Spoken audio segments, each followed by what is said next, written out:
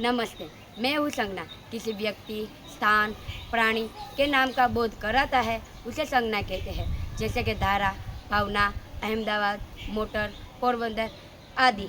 मिलिए मेरे परिवार से। मैं हूँ भाववाचक संज्ञा। जो शब्द किसी चीज़, पदार्थ या प्राणी का गुण, भाव, स्वभाव या अवस्था का बोध कराते हैं, जैसे कि ममता, बुढ़ापा, बचपन आदि। मैं हूँ व्यक्तिवाचक संज्ञा। जो शब्द किसी व्यक्ति, वस्तु या स्थान का बोध कराता है, जैसे कि रामायण, महाभारत, गांधी जी, दिल्ली, अहमदाबाद आदि। मैं हूँ द्रव्यवाचक संज्ञा। जो संज्ञा किसी धातु, द्रव्य या खाने पीने की चीज़ का बोध कराते हैं उसे द्रव्यवाचक संज्ञा कहते हैं, जैसे पानी, तेल, घी आदि।